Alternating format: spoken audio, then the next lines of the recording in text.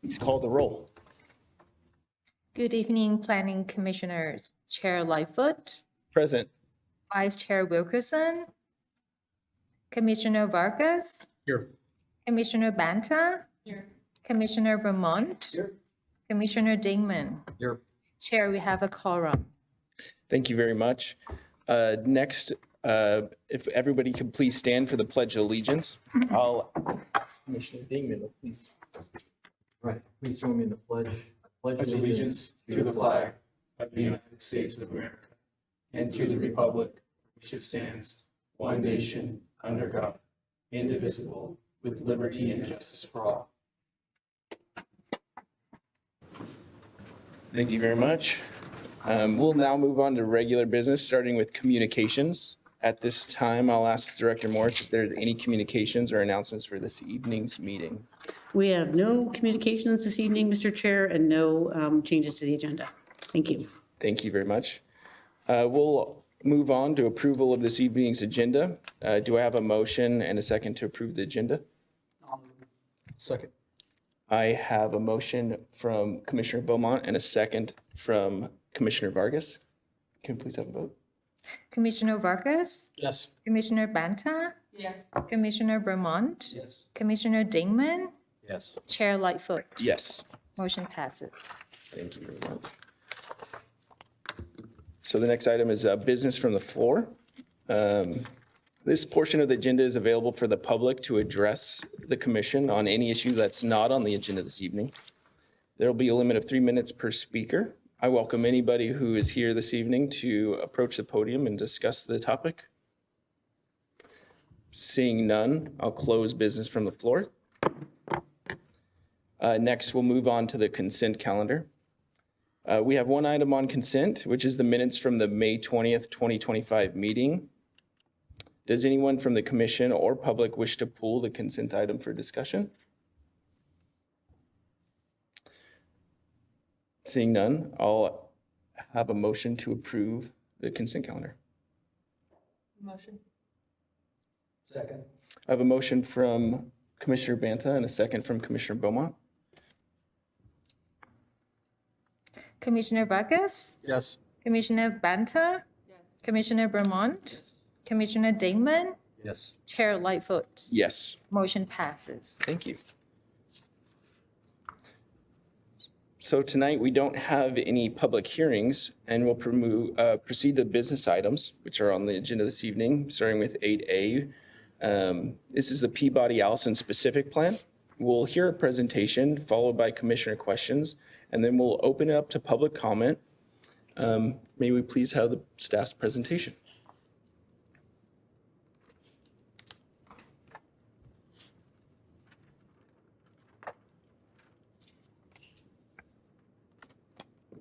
Good evening, Chair, Planning Commissioners, and members of the public. The item before you tonight is just an update on the Peabody Allison Specific Plan project. So let's start off with some background. In October of 2008, the City of Vacaville created what's called the Allison Priority Development Area, or PDA. Priority development areas are locally nominated areas that cities and counties throughout the Bay Area can nominate, and these are areas that are served by transit and can accommodate future growth. PDAs are eligible to receive grants from the Metropolitan Transportation Commission, or MTC, and the Association of Bay Area Governments, or ABAG, and these grants are used to serve planning and transportation projects that would serve those PDAs. And so in October of 2023, the City Council accepted a $1.2 million grant from MTC and ABAG to prepare a new specific plan for the Allison PDA. And in July of last year, the city executed a contract with Environmental Science Associates, or ESA, to prepare what's called the Peabody Allison Specific Plan, which is this new specific plan for this priority development area. And in August of last year, staff and ESA initiated the preparation of the specific plan, which we also call the PASP. So what is the Peabody Allison Specific Plan? This is a new specific plan that will create new policies to support businesses in the plan area, encourage housing affordability, and also enhance mobility for people of all ages and abilities. It will also help to identify improvements to enhance the streetscapes in the plan area, public spaces, the quality of life for residents and visitors, and also support long-term growth. The plan area for Peabody Allison includes 3 major corridors. That's Peabody Road, Elmira Road, and Allison Drive. The map on the right shows the boundary of the plan area, and it includes major destinations such as Wood High School, the County Square Market, the Vacaville Cultural Center and Transportation Center, as well as the Vacaville Commons Shopping Center. This figure here shows a more in-depth look at some of the land uses in the Peabody-Allison plan area, which we'll break down here. The plan area can be split into 3 different sub-areas. We have the Peabody Corridor, which is a more strip mall, suburban commercial area. Some notable destinations here include Wood High School, County Square Market, and the Vacaville Shopping Center. We have the south of Ulysses Creek area. This has some strip mall commercial along Elmira Road, along with a large majority of multifamily residential, such as apartments and the manufactured home park located along Aegean Way and Elmira Road. And then we have the area north of Ulysses Creek, which includes some major public facilities and amenities like the Cultural Center and the Transportation Center. There's some big box suburban commercial centers, such as the Vacaville Commons Shopping Center, which includes stores like Target, Ross, and Safeway. And then we also have some multifamily residential communities as well, mostly clustered around the Transportation Center. And so as part of phase 1 for this project, the city, with help from our consultant, prepared an existing conditions report, which analyzed different topics, including land use, urban design, economic trends, housing demographics, transportation, and also what utilities. And so some of the key findings from that report include the fact that the area is primarily made up of multifamily residential and commercial shopping centers. The report does find that there is an unpleasant walking experience in the plan area due to a lack of trees in some areas, very narrow sidewalks, and also a lack of public amenities. There is a strong demand for new rental housing in the plan area. Additionally, of the residents in the plan area, approximately 43% of those households are considered low income, with another 32% being at high risk of near-term displacement. The report also finds that the plan area is what's called a low vehicle mileage travel generating area. So compared to other parts of Vacaville, the residents in this area don't drive as much, and when they do drive, they don't drive as far compared to other residents in other parts of the city. There's also opportunities that the report has found where we could improve the experience for people who are walking, biking, and taking transit, as well as driving in the plan area. And also that there's existing water, sewer, and drainage infrastructure that's adequate enough to accommodate existing and future development that occurs in the plan area. As with any specific plan project, the city has also launched a community engagement program that includes both traditional and non-traditional methods of engaging the community. So in September of last year, we launched the project website, which can be accessed at CityofVacaville.gov/Peabody-Allison. We also launched a pop-up event to kick off public outreach efforts in November of last year. That was held at 2 different locations, at the County Square Market and also at the Vacaville Commons Shopping Center. We also did some targeted outreach with Wood High School students to get direct feedback from students about what they want to see in the plan area, and that was done during some sessions in January of this year.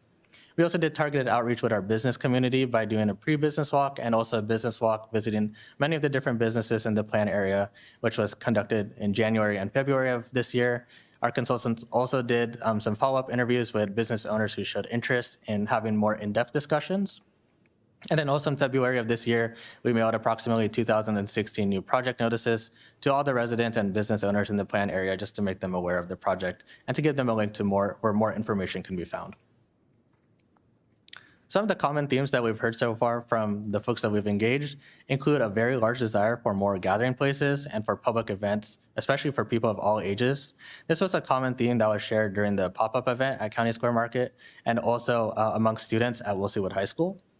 There are also many concerns about traffic safety, especially for people who are walking and biking in the area, as well as for people who are driving as well.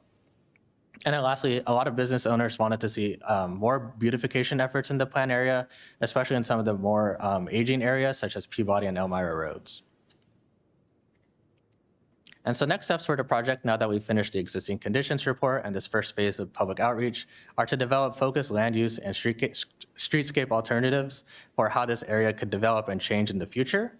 And so these alternatives will be shared with the public for their review and for their input later this fall. And we'll use that public feedback to identify what's called the preferred plan, which will serve as the basis for the goals, policies, and actions of the specific plan. And so the chart on the bottom shows the phases of the plan. So right now we just completed phase 1 and we're moving on to phase 2, which is assessment and alternatives generation. And so as we prepare those land use alternatives, there will be upcoming opportunities for the public to engage with this project. So later this year, we'll be doing some engagement regarding the land use alternatives for how this area could develop in the future. So there'll be a virtual community meeting, and then we'll also have another study session with you, the Planning Commission, along with a study session with the City Council. In spring of next year, we hope to release the draft specific plan, where we'll hold another in-person community meeting to discuss some of the goals and policies that will be included in the document, along with another study session with the Planning Commission and City Council. And then finally, in summer of next year, we hope to bring the specific plan for adoption to you, and then also to the City Council for final adoption. And so to conclude, staff recommends that the Planning Commission receive this informational presentation. And that concludes my presentation. Be happy to answer any questions or comments that the commission might have. Thank you.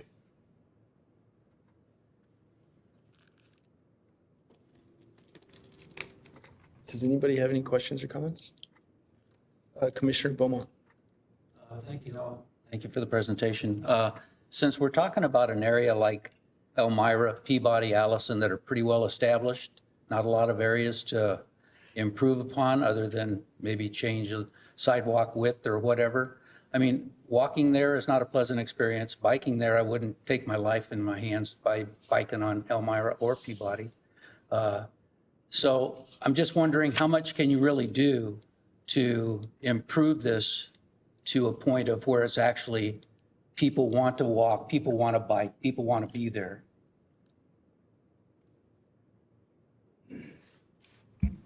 Thank you for your question.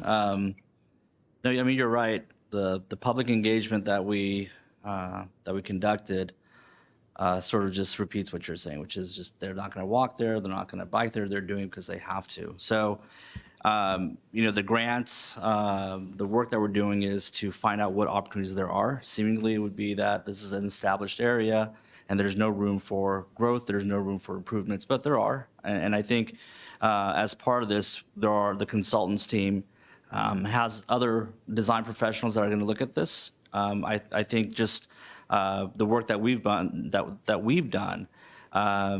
there are opportunities. That's what they're working on, is to tell us, look, in these areas, here's what you can do to make walking more pleasant. In this area, here's what you can make biking more pleasant.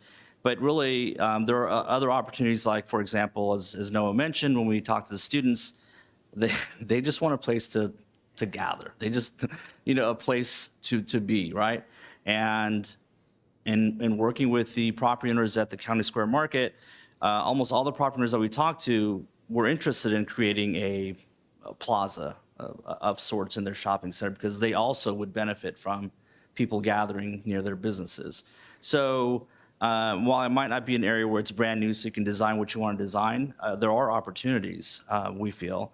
And so we're looking for our consultant and their team to lay out, here's what you can do, here are your limitations here and there, here's what the constraints are, but here are ways that you can address what your businesses want, what your students want, and what the general public wants in that area.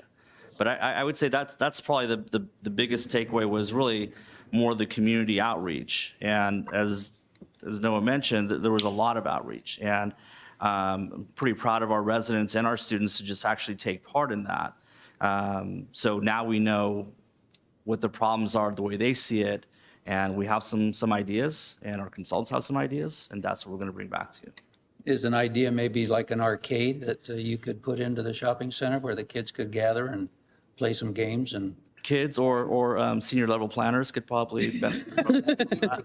I think actually, yeah. I mean, I think something, when I was younger, there was the arcade. That's where you would gather. Now we don't really have that. So, and it's not necessarily, correct me if I'm wrong, no, it wasn't necessarily that they want a very specific, they just want a place that they can go to. Now, whether there's food trucks, whether there's ice cream trucks, whether there's just a place for them to hang out, that's what they're looking for, just somewhere else to be other than driving to Walnut Creek, which we heard a lot, driving to Sacramento, driving to Davis, which is sort of the same things that we hear sometimes about our downtown, that, look, here's what's lacking, here's the other places that we're going to. So we're hearing the same thing from our youth, and again, I think this is just a great opportunity to find out what can we do, and then we'll know. okay, thank you. Yeah, Chair Leif, thank you. I just wanted to add that one of the reasons why I wanted to move forward with this plan is because we are looking at those existing corridors like Peabody Road and Elmira. And to your point, Commissioner Beaumont, it is a very big lift for like an individual property owner to redo an entire roadway with trees and planter strips and adequate sidewalks. But this is part of the scope of work, is looking at new streetscape designs for these corridors.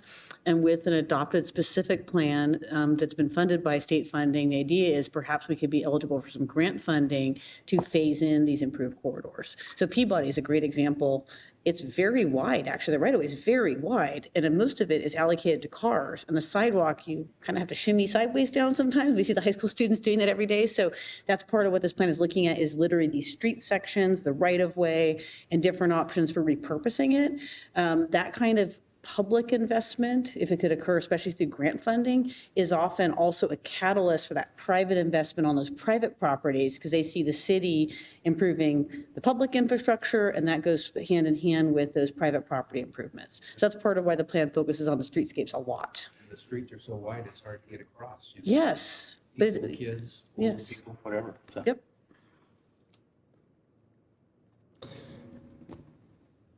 Commissioner Banta, do you have an input? Yeah, thank you. Thank you for the presentation. I had a couple questions. One, I forget what slide it's on, but you mentioned that 43% of the residents in the area are low income and 32% are near displacement. Is there any plan for like addressing this, or would this be worked into the housing element in any way, shape, or form, or would that be used to address those needs? And then my second question is about the undeveloped land. I believe some of that land is actually landlocked between the creek, the freeway, and a big wall that was now just built, although it does interestingly connect to Lower Callan through Beard Street. What are the thoughts and plans about how we incorporate that and utilize that undeveloped land? Thank you, Commissioner Banta, for your question. So regarding your first question about affordable housing and displacement, so our consultant did prepare the affordable housing and anti-displacement memo, which is part of the existing conditions report, which outlines their methodology for identifying the housing demographics in the area, as well as the level of risk of displacement. And so it does recommend some different strategies that the city could explore as part of the specific plan. And so as we move into future phases of the specific plan, when we've settled on a preferred plan, we can then start looking at goals and policies to encourage the production of affordable housing, and also to ensure that affordable housing that exists in the plan area is preserved, and that the existing residents who do live in the community now can still continue to benefit from the changes occurring as part of the specific plan. Thank you. And then regarding your second question, we've met with almost all the property owners. The property that you're talking about, we met with Mr. Cole as well. And that's been sort of a decades-long issue where the property is just landlocked. And at times, there have been proposals for adjoining property owners to buy it for like the mobile home park or any of the facilities there, and they've all shown no interest in doing that. So right now, it's still privately owned. You're right, the Caltrans wall went up. I know that Mr. Cole's had some conversations with planning for sure, and also with Public Works. So I don't know what the next steps are for that, but unfortunately, I don't know there's an easy solution for that. But for example, there's also properties around Travis Federal Credit Union, which we actually met with their team, and they seem interested in being part of this in terms of improvements along the Allison corridor or any other uses they may have, but there wasn't anything solid that they want to share with us. But there's an interest from them for sure, because they do have a lot of property around their headquarters. Thank you very much. Commissioner Dingman. Thanks for the presentation. It's great to meet you guys, be it my first one in person, so thank you very much. Great job. And my first question actually was around safety improvements. Aaron, you answered a bunch of those, so appreciate that. But I did have a question about water, sewer, and drainage systems for kind of the planned growth that you guys have there. I know that will probably come in subsequent briefings that you give us, but is there any concern or any thoughts behind that planned growth that you have out there?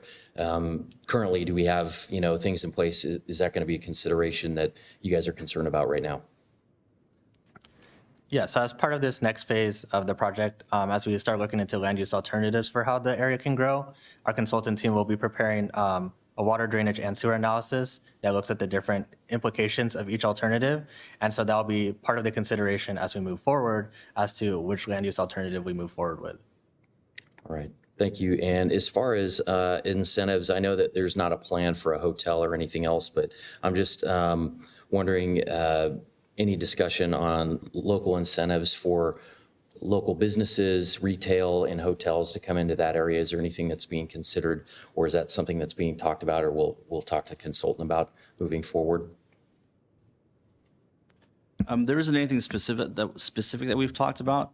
Ironically, there was a hotel that was approved just beyond the boundary of the PDA on Mason. I think that may have expired by now, but no, we haven't had any specific conversations about incentives. But I imagine that's going to be part of the overall plan for moving forward. But right now, we don't have that prepared yet. Okay. Yeah. Thank you. That's all. Thank you, Commissioner Dingman. Commissioner Banta, you have more I have one input? more question. Yeah, I have one more question. We had mentioned that we had received a grant from MTC and ABAG to look into for this plan.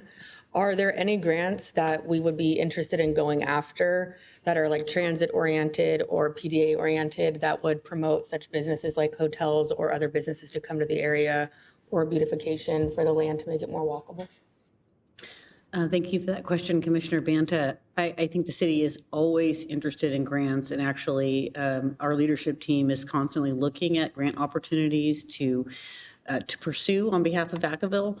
The great thing about this plan, as it's funded by the state, is it does actually set us up for better eligibility for some of these grants. But part of grant eligibility will get back to what the plan identifies as the things that we're trying to accomplish. So I did want to add, since there seems to be interest from a couple commissioners, that the city is actively looking at methods to incentivize non-residential development. And that's something that's coming forward as a separate initiative with our city council, just to have on your radar. Not necessarily specific to this area, but nonetheless more of a citywide strategy. No questions. So I'm going to go back just a little bit, apologize, on the streetscape. So the community fences that single-family homes share with Peabody Road makes an interesting dilemma. Is that being looked at in improving the fencing along Peabody Road with the streetscape plan? So for instance, like there's originally done, there's some cinder block posts that were a part of the streetscape that are infilled now with wooden fences, and they've gotten pretty old. I was just curious if that's part of the streetscape plan. We've seen some very draft streetscape designs. I can't recall. I don't think the fence replacements were part of that. I think it was more how to maximize sort of Peabody Road or Elmira to make it more pedestrian friendly and more sort of landscaping based improvements. I don't think we are looking at replacing the fences, but we can double check that when we come back to you. Yeah, so I only assume that the beginning implementation, there was a plan to make the cinder block infill the corner posts. It was part of a plan at one point. I'm just curious if it's probably expired or no longer relevant, but it'd be interesting to hear if there was a part of the new streetscape plan to also improve whatever that plan was. Yeah, we can look into that and when we come back to you. Thank you. Do we have any other comments? I have one more comment. Commissioner Banta. Yeah, because this priority development area intersects with Highway 80 on multiple different areas, does the redesign or of on-ramps and off-ramps and beautification of that have anything to do with this plan? Like I know like in city council meetings before, there's been a lot of talk about the way the freeways look and the way that the freeways feel. And so like on-ramps and off-ramps into this area, is that taken into consideration with this?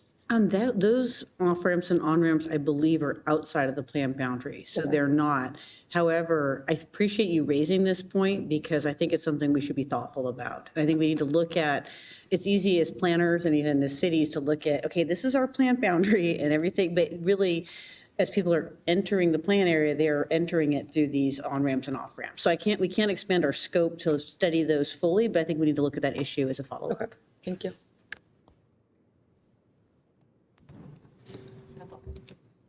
Thank you very much.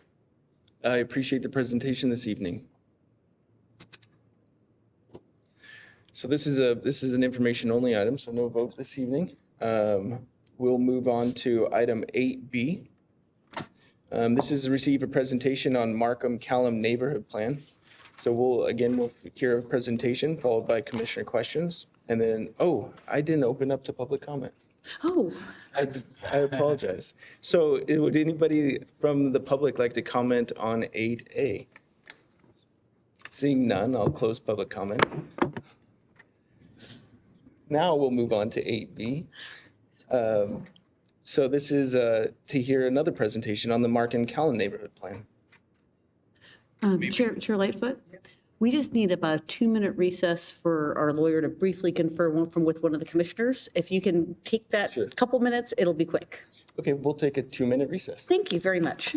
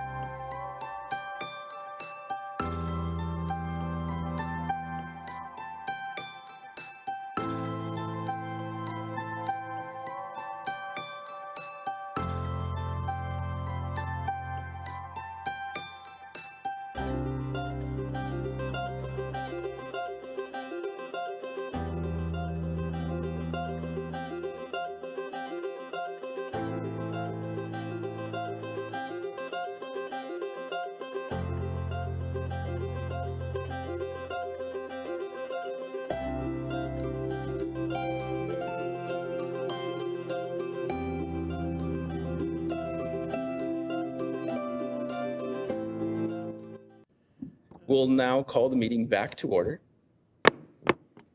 So now we'll move on to 8B, which is a presentation from staff on the Markham-Callum Neighborhood Plan. So we'll first hear a presentation, followed by commissioner questions, and then we will open up for public comment. May we please have the staff's presentation. Good evening, commissioners and all those in attendance. This item is to discuss the Markham-Callum Neighborhood Plan.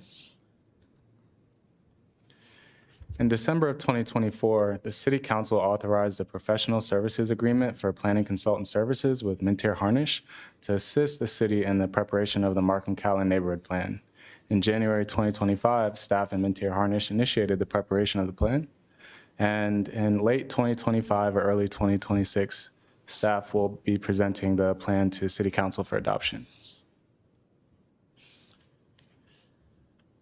This plan is a document that will identify a vision for the community and strategies to improve the quality of life for residents, businesses, and stakeholders in the area, as well as to enhance and expand existing businesses and identify and evaluate opportunity sites for development.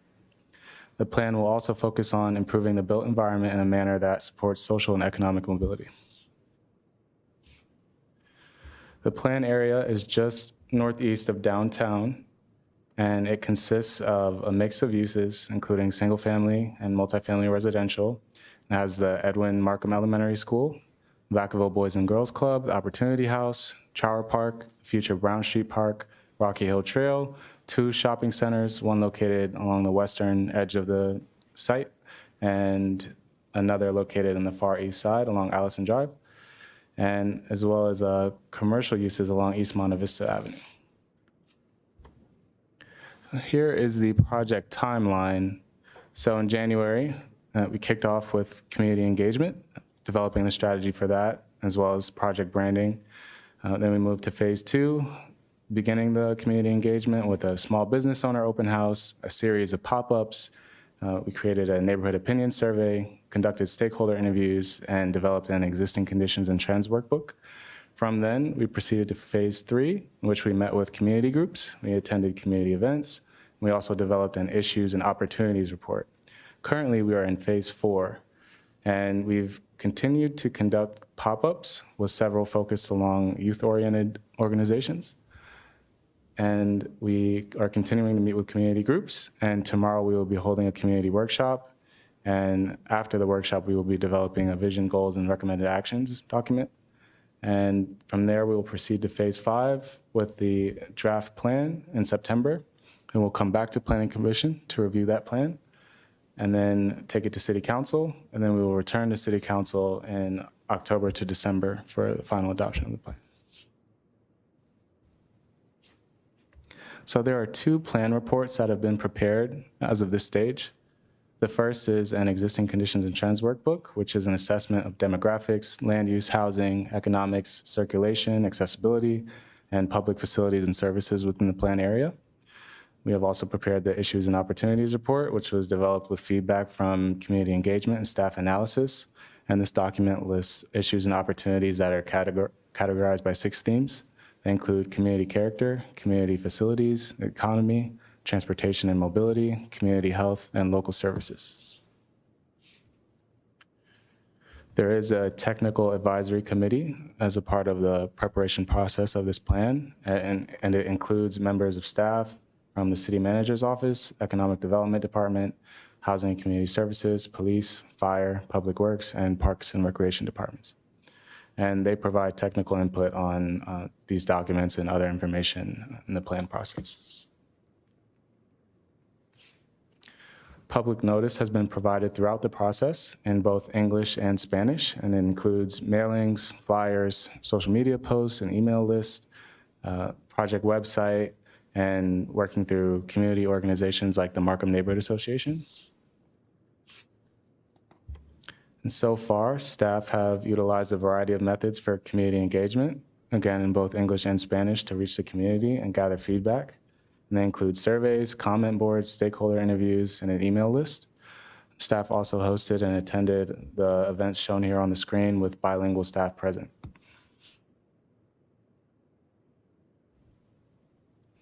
And here are some photos from some of the various community engagement that we've conducted. As for upcoming community engagement, we will be meeting with the we met with the Police Activities League. I'm sorry, we will be meeting with the Police Activities League in the upcoming week, the Markham Neighborhood Association. We met with the Vacaville Boys and Girls Club this past week, and the community workshop will be held tomorrow. To conclude, staff and Mintier Harnish will continue to engage with the community and the Technical Advisory Committee to develop a vision, goals, and recommended actions for the community during the summer. In September, a draft plan will be published for public review and comments. The draft plan will also be presented to Planning Commission and City Council in the fall for review and feedback. And in late 2025 or early 2026, staff will present a revised draft to the City Council for adoption. Staff recommends that the Planning Commission receive the informational presentation. Are there any questions or comments for staff? Thank you very much. Commissioner Beaumont. Thanks, Mayor, appreciate that. The report says that it's a younger age group in that area. It's a lower income group in that area. It's a renters are double in that area, and there's gang and crime activity in that area above and beyond Vacaville in general. How is this going to improve that? We are looking at a variety of different strategies. Some are community-based, such as Neighborhood Watch, but it can also include various efforts from the police department, such as increased patrols and other methods. Lighting is another issue that residents have raised that can also help improve the security and the safety in the area. As well as youth programs, we're really trying to approach it from a multifaceted approach, but there will be a variety of strategies that will be developed in the upcoming months as we finalize the vision, goals, and recommended actions. I mean, I would think a lot of that is being done now to counteract that area, I would assume. I mean, similar to, I mean, you're right. There are a lot of things that we need to take a look at in improving the neighborhood. But similar to the past project, this is an opportunity for us to figure out, okay, let's hear from residents, number one. Let's find out what is it that they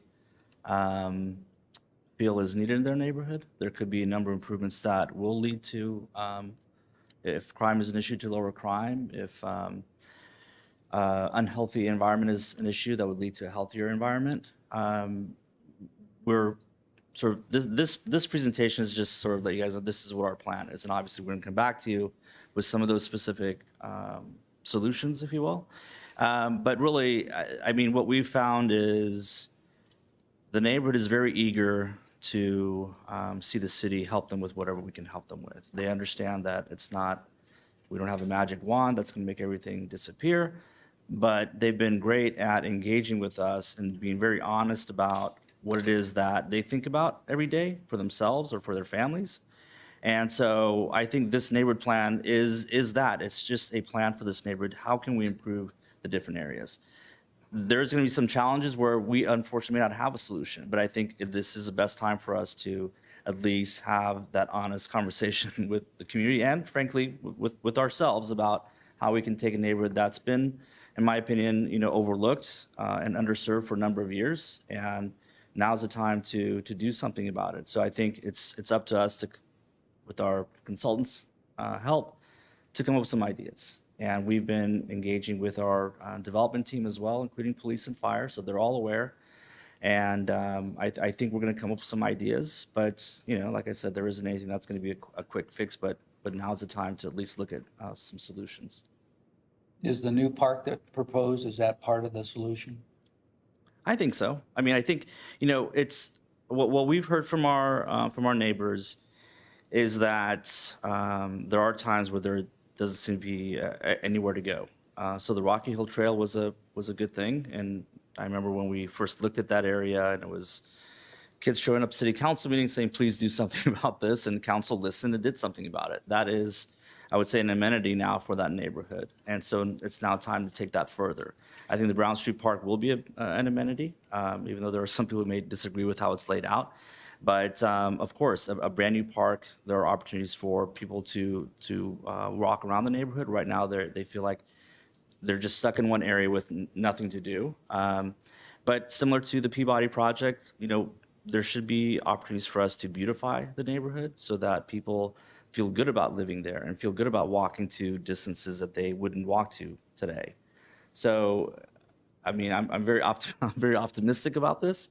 But I think the reason my optimism is we are working with the neighbors versus, planners thinking, well, this is the best solution. Let's just go with that. We're working actively with our residents and with our development team to come up with ideas. And again, some may work and some may not. But I think it's a good opportunity for us to find out what solutions are out there. Yeah, and I know I go through Brown Street a lot, going back to Browns Valley, and that's just with the cars parked on the side, the sidewalks in disrepair, kids going back and forth to Markham. I mean, that's just a disaster waiting to happen.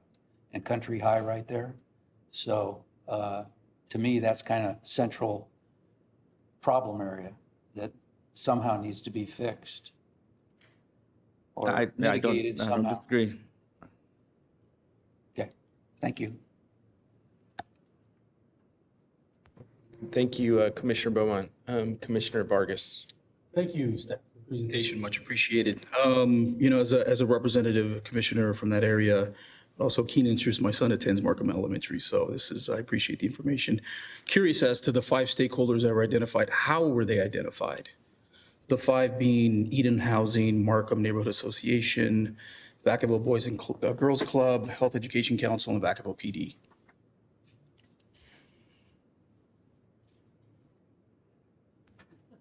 So when looking at stakeholders, we're identifying folks that are embedded in the community who are living what the residents are living and have sort of access to the different resources that the residents have. But really, it's primarily who's more active in the neighborhood, who can put us in touch with people who's more readily available to engage. So Demir's, I think, been to everything from pop-up events to barbecues because they see him out there, and our stakeholders now know that there's an effort to engage the community. So that's how we've identified them. So who's embedded in the community, who has been part of the community, who is doing their best to help the community, and who wants to continue to help the community be a part of that. Thank you. If I can have one more question. So I'm curious, did you consider anyone from Vacaville Unified School District, Markham Elementary, as a stakeholder for that area at that meeting? Which is obviously a big stakeholder in that area. Yes, sir, absolutely. I met with Principal Del Rio. I think she'll be leaving this year, but we've been trying to reach out to everyone who's involved in the area. So we didn't really limit it, but these stakeholders that were interviewed were the most active and engaged with us. Interesting. Okay, I know there's been some turnover with principals at Markham Elementary. Any, last question, any documentation, meeting minutes from these stakeholder meetings? Yes, but mainly capturing the primary talking points. Okay, But I can share those with you if you that'd be great. Thank you. That's all I have. Thank you, Commissioner Vargas. Commissioner Banta. Thank you for the presentation. I would just like to highlight that there's the two schools actually in that area. So there's Markham and actually Sway. And so I would be interested to hear about from Sway as being a stakeholder as well, seeing that they serve at-risk youth that are in that area as well. My questions are about the differences that Commissioner Beaumont kind of started to talk about. This area is 61% Hispanic compared to 26% in the remainder of the city. 30% of the housing is older than 1970 compared to 16% in the rest of the city, and 66% is renters compared to 32% in the city. How are we going to make sure that resources are there to ensure that those demographics have, I'm sorry, let me back up. How do we make sure that this area has an identity that's specific to those specific needs in comparison to the other plan that we just was presented to us, one, and then two, the other plan is a PDA, which is different than this plan. And how do we ensure that resources become available in our prioritized for this plan or this area? And how is that different than resources that could go to the PDA, right? Because that's transit specific, right? And this one is neighborhood plan. So what are the different revenue streams and resource streams for that? Those are my questions for right now.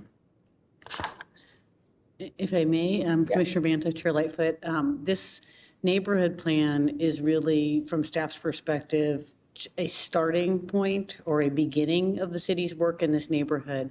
Unlike the Peabody Allison PDA project, which is funded by $1.something million from the state, this is about $100,000 of ARPA money, which is part of why a lot of the work that's being done in partnership with our consultant is very heavy on staff time and has also been truly grassroots almost. I mean, Demir, as our associate planner on this project, is going out in the evenings to barbecues when he's invited. He's been to every business. We're doing a lot of that stuff as a staff effort. So to answer your question, this is a starting point for this neighborhood in recognition of those very demographics about you and Commissioner Beaumont brought up in your respective comments.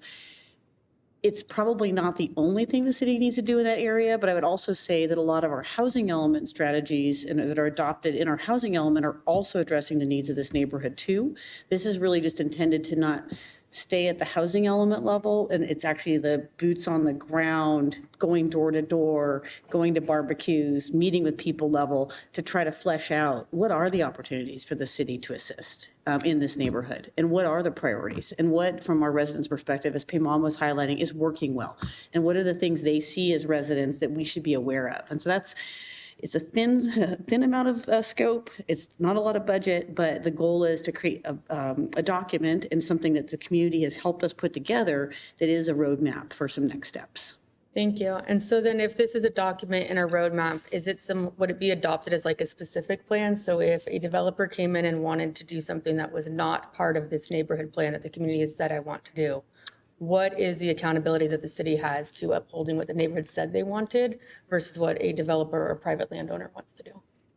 Another really good question, Commissioner Banta. I see it as, this is not a specific plan. This is not changing the city's general plan or zoning or any of our policies. But the final report will identify, for example, opportunity sites. And these are sites that are either undeveloped or underdeveloped, and it will articulate what the neighborhood's vision for those sites is. That could become something that guides future city actions to change the designation of those sites or to try to find folks who are interested in partnering on those sites. But it's not in and of itself the plan to change the land use designations or zoning for those sites. And that's part of why when Namir was going over the plan components, the final one is about opportunity sites that would help further the neighborhood's vitality, because the whole point of this plan is to look at it through the neighborhood's lens. And it's not like it's just the neighborhood, because we also are the city of Vacaville, but there hasn't been a lot of effort in the past looking at the area through the neighborhood lens. Thank you. My last comment about it is I would just like to make a comment about that I think it's very important that how does investing in this neighborhood plan in this area not just improve this neighborhood in this area, but the whole city's quality of life as well. So I just like to make that comment.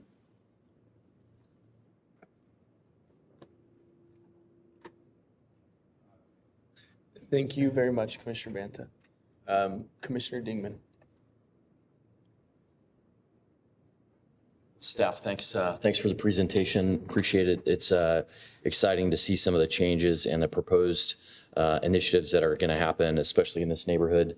To Ashley's point, it'll be great to see how these all pull the city together. I think the connection pieces there are important. One of the things, Aaron, that you briefly mentioned was just on the zoning. I was just interested went through the existing land use plan for this area for residential, commercial, industrial, et cetera. Just if you guys foresaw any zoning changes or any policy updates that are going to have to happen with this. Is there anything existing that potentially could change that you're seeing or that should change based off of demographics or anything else? Is there anything that, to this point that you guys think that might be coming forward that we're going to have to take a look at?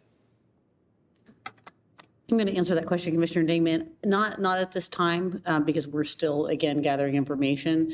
Because of the nature of this plan as a neighborhood plan driven by community input, it isn't the city's land use planning effort for general plan and zoning. However, if interests emerge and ideas emerge that feel, oh, these are great ideas that should be acted on, this plan can help bring those forward and can help give the city council ideas that they may wish to move forward on.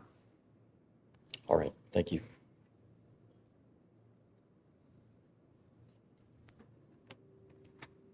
Thank you very much, Commissioner Dingman. I'll now open it up to public comment. If anybody from the public would like to speak on this item, please come forward. Seeing none, I'll close public comment. Does anybody else have anything else they'd like to add? Okay. Thank you very much. So now we'll move on to item 9, the director's report.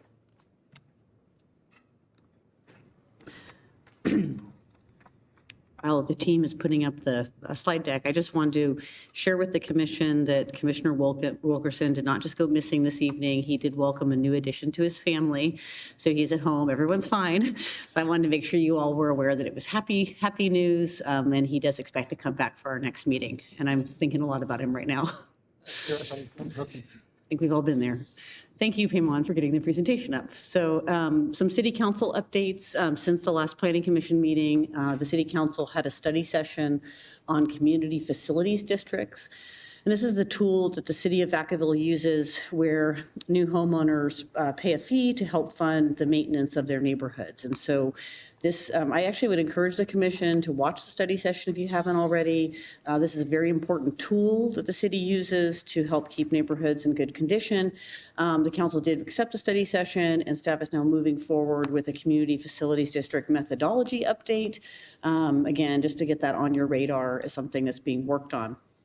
Second city council meeting update was on June 24th. The city council considered some policy issues related to the East of Leisuretown Road specific plan. Topics included alignment of Carroll Way, the size and location of neighborhood and community parks, and inclusionary housing. This project, the East of Legion Dome project, will be coming to the Planning Commission formally as part of the formal process, and you also will likely get an update on it along the way before you're asked to do any formal actions. But again, this is just a good one to have on your radar as commissioners. And then the final item on June 24th of interest to this commission would be there was a presentation about how our development impact fee program works. 101, the basics. It won't surprise you that 102 is coming to council soon. And again, these are topics that, although you won't be acting, for example, on the development impact fees, for your awareness as commissioners, it certainly is beneficial to be aware of what's happening at the city of Vacaville. So we go to the next slides. Future Planning Commission items. We do have 2 major development projects coming to commission, likely in the next meeting or 2. We're trying to pace them out so you have good agendas that are substantial in nature. So the Fields at Alamo Creek is coming your way, and the McMurtry Creek Estates project.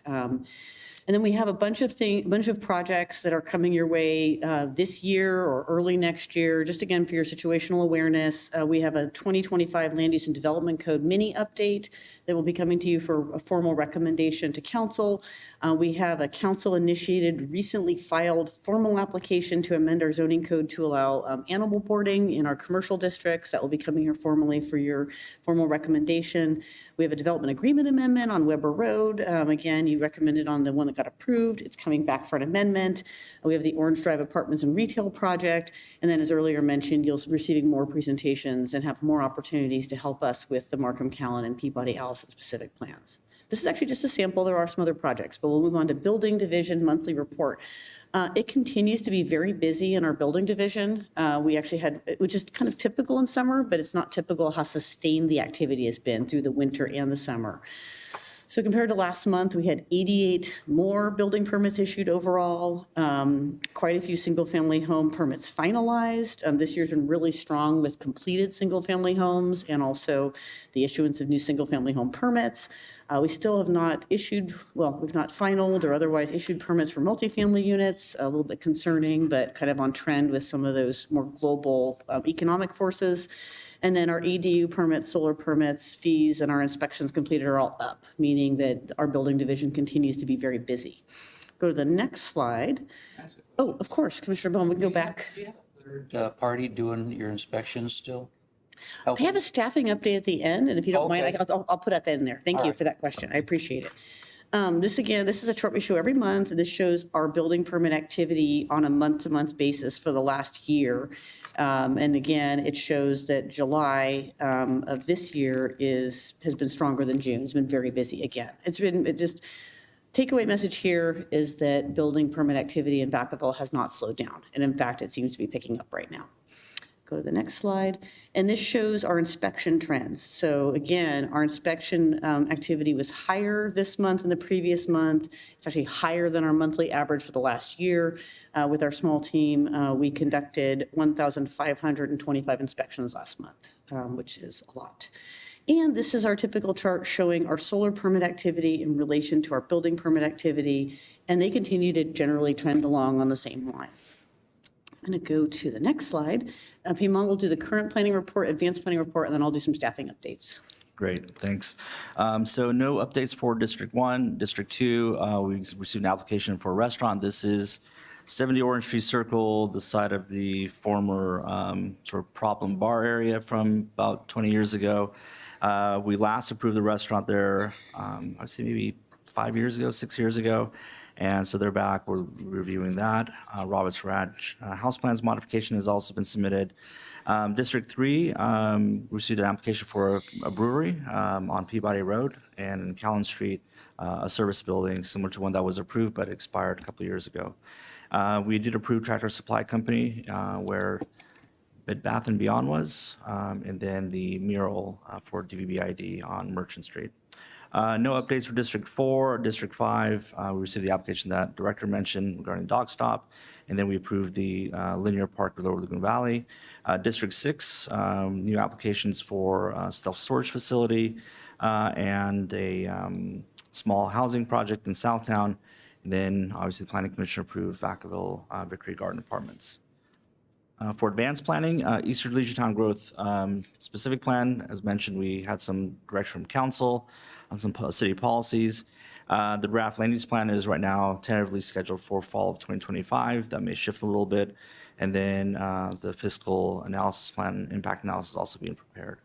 Municipal services review, we've sent notices to property owners that would be affected and just give them a heads up on technical analysis that we're going to be preparing. That's been sent out. Downtown lighting study, it's almost done. The community outreach is completed. We're expecting to go to council in August to finalize that report. Thank you. So on the staffing updates, I'm delighted to say we are fully staffed in building inspection. We do and have recently secured a new third-party senior inspector who's going to be helping us out with the more complex inspections. It was almost like looking for a needle in a haystack. It's very hard to find this talent right now, but our person just started today. And so this person will help bridge the gap between our number of 3 full-time inspectors and the volume of really complicated inspections. And we're actively monitoring that, our performance on the inspection turnaround area. Plan review team fully staffed still, and at this point, we're trying to keep everything in-house for plan review, and that's been going pretty well with some training support from the outside. And then planning, unfortunately, one of our assistant planners got, not stolen, but has accepted a position in another city. So I just publicly would like to thank our assistant planner, Eileen Lee, for her tremendous work for Vacaville. She started here as an intern. We hired her as an assistant planner, and they're really just proud of her and her work. So she will not be making a reappearance here unless we manage to hire her back. So thank you, Eileen. And then on the other just quick staffing note, we have our college intern program. Vacaville does this every year. It's citywide for departments that can find funding for it. We have 2 interns right now. And like our previous college interns, they are extraordinary. If you come visit me in our department, you will see them generally sitting out front. They're learning how to run the counter. They're learning how to do simple plan reviews, and they'll be taking on some projects. So we need to find a new assistant planner. However, we are really lucky to have some really good college interns. And that's my staffing update. Thank you very much. So next, we'll move on to item 10, commissioner comments. Now's the time to address your fellow commissioners. If there's any outside information you'd like to share or outings you've went on. Does anybody have any comments they'd like to? I just think it's good that we're working on the PDA at Allison Peabody and the Callan Markham area that really needs help. And I'm glad to see the city has taken an interest in that to lift it up. And any help is appreciated for that area for sure. And if Amanda's watching, we miss you. Commissioner Banta? You have No anything? comment. Commissioner Dingman? I just have a quick comment. It's been a great meeting. Thank you very much. Aaron, appreciate the update. Thank you very much. My question, it's kind of a question comment. You guys may talk about this, but do you guys track the amount of, you had over 1,500 permits this past month. Do you guys actually track how long it takes to get an approval or a disapproval for permits? And what's the average for that? Just, I'm the new person on the panel here, so. Thank you for the question, Commissioner Dingman. I actually really like to talk about the building division. So we do have performance standards for turnaround times when someone submits a permit for review. Concurrent with all the work we're doing with our planning commission, we have a process improvement initiative that will be presented to council on July 22nd that's going to get into some of this, and I can give a couple previews. So we do have 3 to 4 week turnaround times on all building permits for initial comments, and we track that. We track our performance on that, and we'll be starting to share that publicly as part of one of the process improvement recommendations to provide transparency to everyone. On the inspection side, which has actually been more critical, frankly, over the last couple of years, we actually actively monitor the wait time between when someone requests an inspection and when we're able to deliver it. And we really, would love to have the 24-hour turnaround time, which was the hallmark of the 90s and aughts in government. But right now, we strive to keep a 2 to 3 day turnaround time. And if it's going above that, my building division and assistant director are letting me know, and we're looking at what resource we need to bring to bear. Summer can be tricky, but it's literally something we're monitoring every single day because we understand that customers, they can't wait a week, and we don't want them to. Yeah, I really appreciate that update, and I'm glad you guys are tracking it because I think that was the only question that I had as you were going through that stuff, and so it's great to know. Thank you very much. Thank you, Commissioner Damon. Commissioner Vargas. I don't know if you're going down the line, but thank you for the presentation and thank you for the focus on Markham area. We always talk about the need and focus attention. I do want to put a plug in. If you're a baseball fan, my son, as you know, is a 9U travel baseball. For Pony, they have a World Series next Friday, which will have teams from China, Caribbean, teams from South Carolina, Mexico. So it's a neat event and it's all weekend. So I invite the public to come out and attend. It's a great event. So thank you. That's all I got. Where's that at? Keating, that's at Keating Park. Yeah. Thank you, Commissioner Vargas. So, I just would like to congratulate Vice Chair Wilkerson on your addition. We're happy to hear it. Family's very important. Congratulations. And with that, we will end tonight's meeting. I'll remind everybody we have our next meeting on Tuesday, August 19th, and I'll see you there. Good night. Shannon?